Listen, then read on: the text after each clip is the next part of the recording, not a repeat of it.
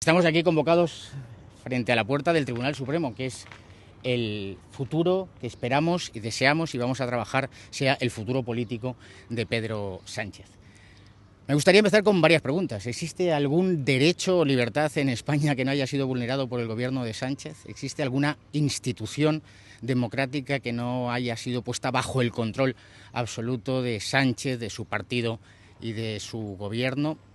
Desde la libertad de opinión a la libertad de cátedra, de la libertad de expresión a la libertad de circulación, el derecho a la vida, la independencia judicial, toda la Constitución ha sido puesta patas arriba por el gobierno de Sánchez. Ha creado una red de corrupción política, económica, de control social, de control político y de vulneración de los derechos y libertades. Por supuesto, con la colaboración de los partidos separatistas y en muchas ocasiones también con esa colaboración del Partido Popular. El último hecho ha sido ese acuerdo de la mesa del Congreso en la que se prohíbe un acto político en las salas del Congreso simplemente porque se iba a denunciar la corrupción histórica del Partido Socialista. Nosotros lo advertimos al Partido Popular, ni un segundo, ni un milímetro al gobierno de Sánchez. El Tribunal Constitucional, el Consejo General del Poder Judicial, el Tribunal de Cuentas son instituciones que ha pactado el Partido Popular con el Partido Socialista y que hoy se han vuelto en contra de los españoles. Miren, el código ético del Partido Socialista es la omertá, la ley del silencio y la venganza.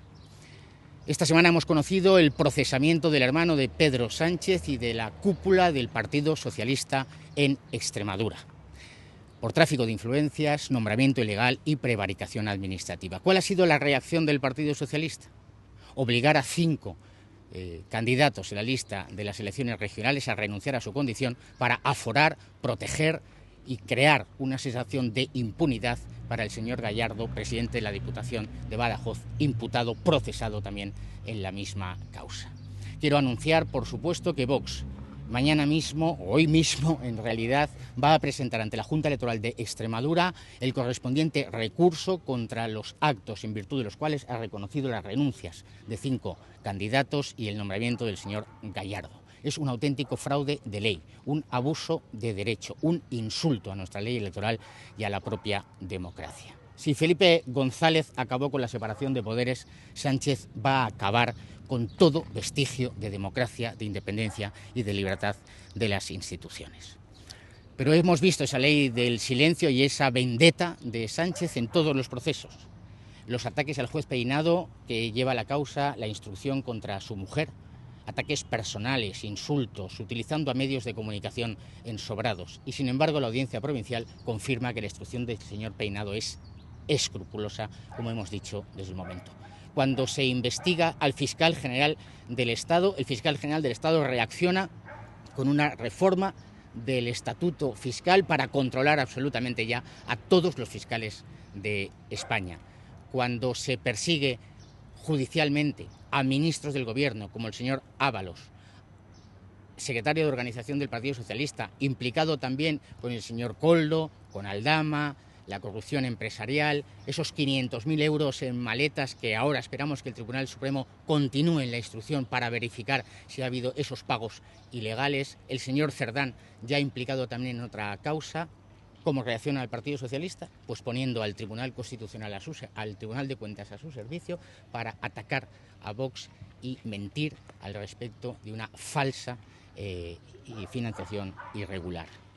Y lo estamos viendo en todos los casos. El último quizá sería ya cuando hemos conocido que el Partido Socialista prepara una norma que obligará a fiscales y a políticos que se oponen a la inmigración ilegal, masiva y descontrolada, poniendo a la policía y a los fiscales para atacar a sus políticos cuando la responsabilidad de un político es defender las fronteras y defender la ley. Y quiero concluir con una esperanza. Estamos ante el hundimiento de Sánchez.